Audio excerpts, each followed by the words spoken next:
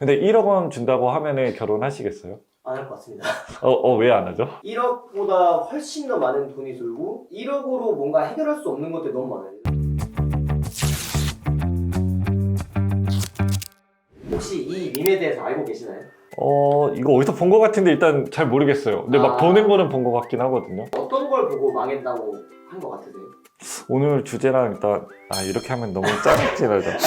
이거 일단 뭐 인구 관련돼 가지고 나온 부분 아닌가요?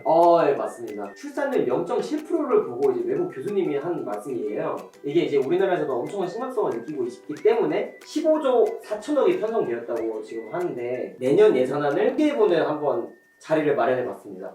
주요 키워드를 보면 이제 돌봄과 교육, 아이와 함께하는 시간, 주거, 그다음에 양육비, 아이와 부모랑 같이 할 수 있는 부분으로 해가지고 지원이 되는데 이 중에서 한 3개 정도 보면은 좋을 것 같아요. 그래서 이제 주거와 관련된 부분은 신생아 특례 정책 대출이라고 해서 나왔더라고요. 신혼부부 대출이 여러 가지가 있었는데 그것보다도 이제 더 좋은 이제 혜택이 돼요. 그래서 소득 요건 같은 경우에 기존에 이제 7천만 원이었는데 1억 3천만 원으로 늘어나고 대출 이율 같은 경우에도 매매 대출은 1.6에서 3.3% 그리고 전세자금 대출은 1.1에서 3% 정도로 해서 이제 저렴한 이율로 해서 대출을 받을 수 있는 부분입니다. 두 번째는 이제 육아휴직 관련된 부분인데 12개월에서 18개월로 확대를 하고 이제 그 금액도 늘어나는 부분이 있습니다. 그래서 통상임금의 80%였던 게 통상임금의 100%로 이제 늘어나서 이제 최대 450만 원까지 이제 양 부모가 받으면 900만 원까지 받을 수 있는 부분입니다. 세 번째로 이제 좀 눈여겨볼 정책은 부모급여 지원 확대입니다.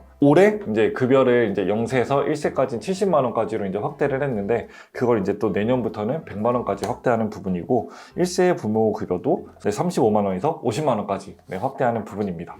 근데 좀 원론적으로 사실 물어보고 싶은 게 있는데 이런 정책들이 우리나라의 출산율을 올릴 수 있을까요? 사실 그거를 제가 알았으면 정부에서 저를 불렀지 않았을까라고 생각이 일단 들기는 하는데 그래도 이런 부분들의 어떤 개선을 하려고 하는 노력들은 필요할 것 같아요.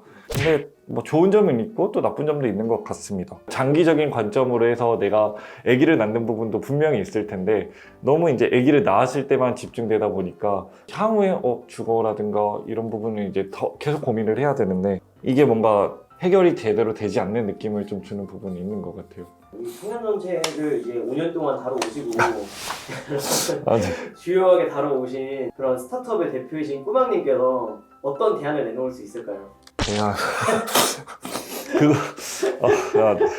어려운 질문이긴 하네. 이게 다른 것보다도 저출산이라는 게 주거 문제도 다 엮여있고 교육, 뭐 사회 전반적인 문제가 다 이제 얽혀져 있는 부분에서 이제 저출산이라는 결과로서 지금 나오는 부분이어서 해결하기 되게 어려운 것 같아요. 근데 일단은 두 가지 제가 뭐 대안이라고 하기까진 뭐하지만 이렇게 하면 좋겠다라는 부분에서 두 가지 생각해보면 조금 더 이제 단기적인 부분보다는 장기적인 부분을 해서 바라봐야 되는 정책이 있지 않아야 될까라는 생각이 들고 두 번째는 그런 금액적인 부분 저출산 문제를 해결하기 위해서 여러 가지 이제 국가 중에서 대표적인 사례로는 이제 헝가리를 들 수 있거든요. 헝가리 같은 경우에는 신혼부부가 이제 출산을 하게 되면은 그렇게 대출액을 탕감해주는 제도가 있습니다.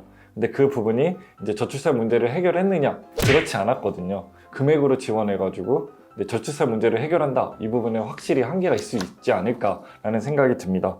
그런 부분에서 금액적 지원보다는 그 출산할 수 있는, 그 다음에 아이를 좀 행복하게 또 양육할 수 있는 그런 환경이라든가 동기를 마련해 주는 게 중요하지 않을까라고 생각이 듭니다. 그 육아휴직 제도를 하지 못하는 부부가 40%에서 50% 정도 된다고 해요. 육아휴직을 썼을 때 어떤 불이익이라든가 이런 부분을 받는 게 아니라 제도가 있으면 좀 쓸 수 있게끔 할 수 있는 그런 환경, 그다음에 회사 분위기가 먼저 만들어져야 되지 않을까. 이번에 이제 발표된 정책을 좀 알아봤고 또 그에 대한 저희 이제 또 오피니언을 좀 전달드리기는 했어요. 당장에 바로 해결될 수 있지 않는 문제라고 일단 생각은 드는데 그래도 또 이제 점차적으로 해결하려고 하는 부분들이 좀 실효성 있는 정책으로 좀 많이 나오고 있지 않나라는 생각이 일단 들었습니다.